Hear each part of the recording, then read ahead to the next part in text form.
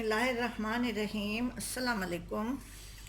आज मैं चपली कबाब बना रही हूँ। चप्पल कबाब चपली या चप्पल कबाब बना रही हूँ। ये तखतबाई के पीके में एक शहर है, ये उसके मशहूर कबाब हैं और ये उनकी ओरिजिनल रेसिपी है। उसके लिए मुझे जिन चीज़ों की ज़रूरत है, ये आधा किलो कीमा है। आप ये व्हील कीमा है, बछिया का है। अगर आप गाय का लेंगे, पक्की गाय का जो ज़रा बड़ी वो गाय होती है, तो उसमें और भी ज़्यादा कबाब अच्छे बनते हैं। ये कीमा है। ये आधा किलो प्याज है। आधा किलो प्याज मैंने लिए थे तो साफ़ करके इतने रह गए हैं। मसालों में ये 1 टीस्पून पिसा हुआ ज़ीरा है, 1 टेबल स्पून कुटा हुआ धनिया है, ये 1/4 टीस्पून सौंफ है, नमक हस्बे जायका, अजवाइन 1/4 टीस्पून है, ये अजवाइन है, और ये कुटी लाल मिर्च है। अनारदाना है, अनारदाना को मैं अभी पीसूँगी। ये 2 टमाटर हैं, हरी मिर्चें हैं, अदरक है और ये अनारदाना है।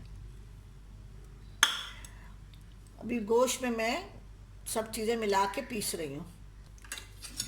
अभी ग्राइंडर में मैं ये गोश्त डाल रही हूँ,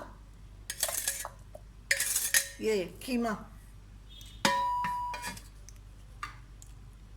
ये सारे मसाले हैं। अजवाइन 1/4 टीस्पून, सौंफ 1/4 टीस्पून है, 1 टेबल स्पून कुटा हुआ धनिया है, 1 टीस्पून पिसा हुआ ज़ीरा है और कुटी लाल मिर्च 1 टेबल स्पून है। मसाले जब इसके साथ हम पीसेंगे तो उसका बहुत अच्छा जायका आता है।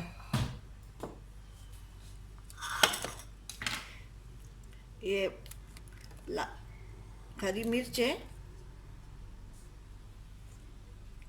मैंने लाल मिर्च भी डाली है तो मैंने हरी मिर्च कम डालूंगी।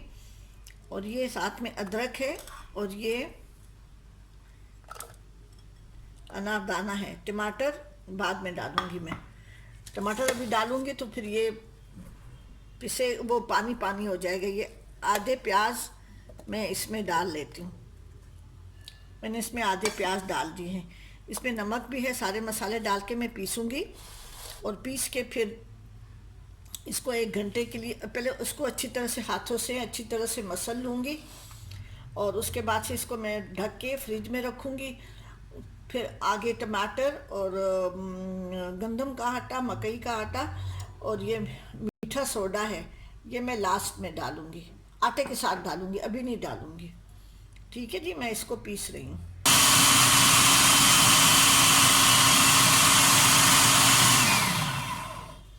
इसको मैंने अभी पीस लिया है। अब इसको मैं प्लेट में डाल के अच्छी तरह से हाथों से मसल लूँगी ताकि ये सब चीज़ें इसमें मिक्स हो जाएं। फिर इसको मैं इस कंटेनर में डाल के और 1 घंटे के लिए फ्रिज में रख दूँगी। और ये बाकी जो प्याज है, प्याज बिल्कुल बहुत बारीक पीसूँगी कि कबाब में बिल्कुल नज़र ना आए। बिल्कुल वो पेस्ट नहीं बनाना, लेकिन बहुत बारीक होंगे। और साथ में मैं टमाटर फिर काट के डालूँगी।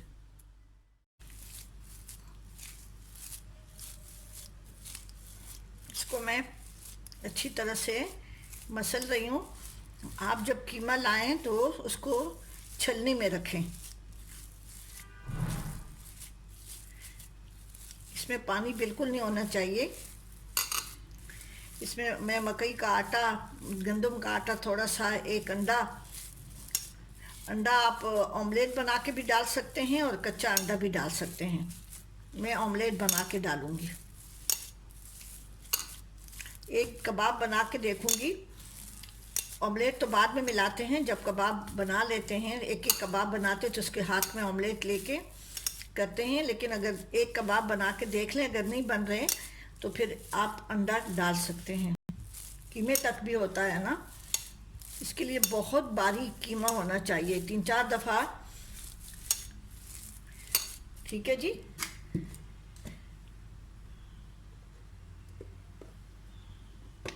अब इसको मैं इस कंटेनर में डाल के और फ्रिज में रख रही हूँ 1 घंटे के लिए।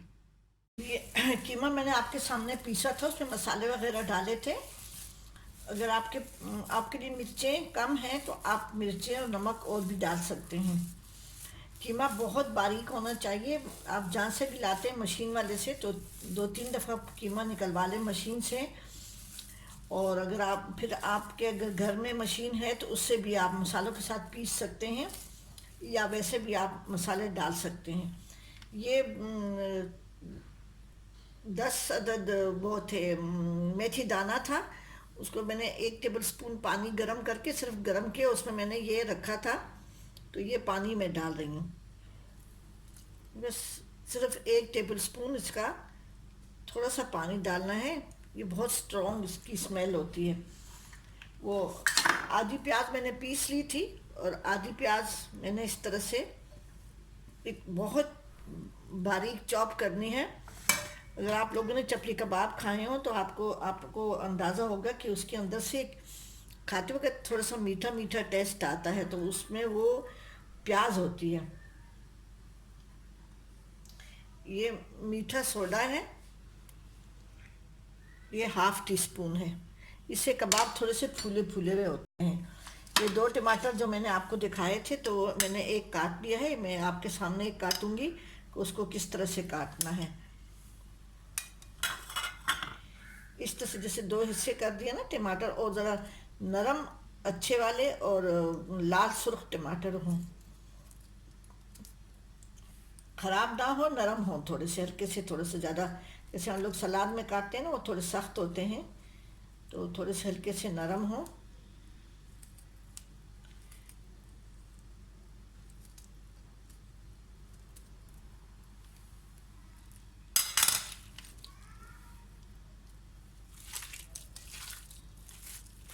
टमाटर डालने से थोड़ा सा ये कीमा नरम हो जाता है, इसलिए टमाटर और आटा वगैरह इन टाइम पे डालना चाहिए। सोडा, टमाटर और आटा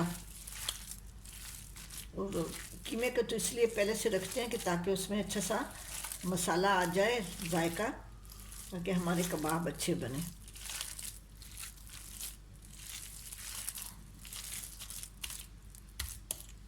ये मकई का आटा है 2 टेबलस्पून, और 2 टेबलस्पून गंदम का आटा है।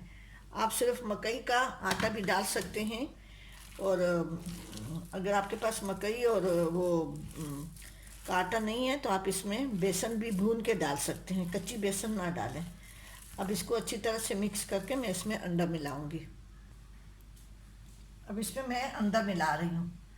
एक अंडा फेंट लें,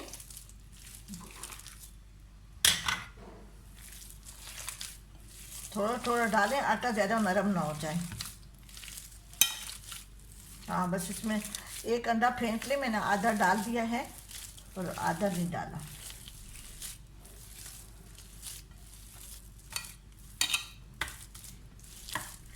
आटा डालने के बाद ज़्यादा देर नहीं रखिएगा, ठीक है। इसमें मैंने नमक देख लिया है, नमक बिल्कुल पूरा है। चखा तो मैंने अंडा डालने से पहले चखा था थोड़ा सा।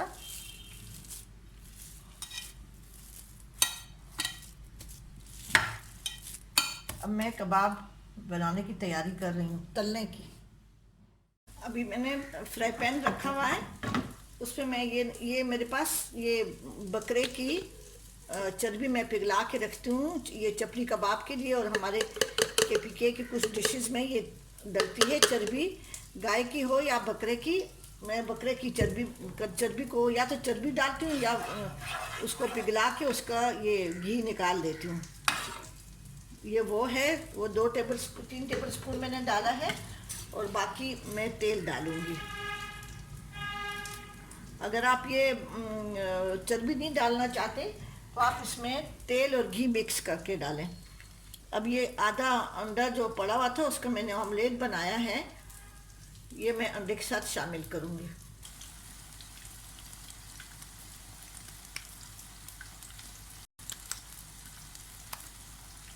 इसके अंदर जो मैं ऑमलेट बनाया था आधे अंडे का, तो वो मैंने डाल दिया है। ये 2 मैंने लंबे बनाए हैं और एक मैंने गोल बनाया है। इसी तरह से मैं सारे बना दूँगी। जब एक साइड से लाल हो जाए फिर तब इसको पलटिएगा, वरना तो ये टूट जाएंगे। मीडियम आंच रखिएगा क्योंकि ये कीमा कच्चा है तो ये अंदर से कच्चे रह जाएंगे। ये कुछ मैंने बनाए हैं, इसको मैं फ्रीज़ करूँगी। अब इसी तरह से मैं इसको फ्रीज़ कर लूँगी और फिर जब ये फ्रीज़ हो जाएंगे ना तो फिर मैं इसको थैली में डाल के और रख दूँगी। क्योंकि कंटेनर में तो मेरे पास तो फ्रीज़र नहीं है, तो मेरे पास ये कि अगर आपके पास फ्रीज़र है बड़ा तो आप कंटेनर में भी एयर टाइट करके डाल सकते हैं। ठीक है, इसी तरह से इसके ऊपर अगर ज़्यादा है तो इसके ऊपर आप प्लास्टिक की थैली रख के साफ़ सुथरी, और उसके ऊपर दूसरी लेयर भी रख सकते हैं। अभी मैं इस तरह से कबाब फ्राई करके निकाल। आखिरी कबाब था कि मैंने कहा मैं आपके सामने बना लूँ। इसको ये थोड़ा सा मोटा है, इसको बहुत पतला करना है। तो इसमें सोडा है ना, तो देखिए इतना इसको पतला करना है। और कोशिश करें कि अगर लंबे कबाब बनाएंगे तो इसकी ये उंगलियां जो है ना इसके ऊपर आनी चाहिए, बहुत ही खूबसूरत लगते हैं। अब तो वहाँ पे गोल बनते हैं, हमारे ज़माने में ये बनते थे यही चपली की शक्ल के, चप्पल की शक्ल में, उसको इसलिए चपली कबाब कहते थे। तो अभी मैं बना रही हूँ, तो मैं अभी बस गरम गरम मैं बना रही हूँ, तो ज़ाहिर सब इंतज़ार कर रहे हैं। अब इसके साथ इसको मैं सर्व कर रही हूँ, और कुछ मैं कच्चे फ्रीज़ किए हैं और कुछ मैं पके हुए कबाब भी आपके सामने फ्रीज़ करूँगी, और बना आप उसको फ्रीज़ करें और फिर उसको कैसे यूज़ करना है वो भी मैं आपको बता दूँगी। ठीक है, इसको मैं अभी डिश आउट करती हूँ। ये मैंने कबाब तैयार कर लिए हैं सारे, और इसके ऊपर मैं अभी ये हरी प्याज डाल रही हूँ, बिल्कुल बारीक मैंने काटी है हरी प्याज, वो डाल रही हूँ। ये इसके साथ ये सलाद है और नींबू मैंने रखा है। और ऐसा है कि मैंने आपको कच्चे तो बता दिए कि कच्चे कबाब को कैसे फ्रीज़ करना है। अब मैं पके हुए कबाब का आपको बता देती हूँ कि ये देखिए मैंने ये कबाब तल लिए हैं। इसको आप फुल डन ना करें, मतलब थोड़ी सी इसमें कसर छोड़ें, जैसे कुछ मैंने वाइट छोड़े हैं इस तरह से। तो इस तरह से आप किसी डिब्बे में टिश्यू पेपर बिछा दें और उसमें सारे कबाब ऐसे रख लें। इसमें 2 कबाब आएंगे, आप बड़ा ले रही हैं तो ज़्यादा आएंगे, तो उसके ऊपर फिर ये दूसरा टिश्यू पेपर बिछा दें। फिर इसी तरह से देखें, अब ये कबाब आपने रख लिए हैं, ये थोड़े से ठंडे हो जाएं, उसके बाद से आप जो है ना इसको कंटेनर में रखें। इसी तरह से ये जब थोड़ी सी ये ठंडे हो जाएं, अगर गर्म है तो इसको बंद करके आप जो है ना फ्रीज़र में रख दें। ये फ्रीज़ हो जाएंगे, इसी तरह से पड़े रहेंगे। फिर अगर आपने गर्म करना है इसको, तो आप फ्राई पैन के नीचे हल्का सा चूल्हा जलाएंगी, उसमें थोड़ा सा पानी का छींटा देंगी, छींटा दे के हल्का सा, और उसके ऊपर ये कबाब रख के उसको ढक देंगी। उसको देखती जाएंगी कि ये नीचे से जल ना जाए। फिर उसके बाद से वो बिल्कुल हो जाएंगे, फिर उसके बाद से आप उसको फुल डन कर लें। तो इसी तरह से मैं फ्रीज़ करती हूँ। मैं तो पेशावर से भी किलो के कबाब ला के बहुत सारे, तो इसी तरह से मैं उनको भी फ्रीज़ करती हूँ। और घर में बनाओ तो मैं इस तरह से फ्रीज़ करती हूँ।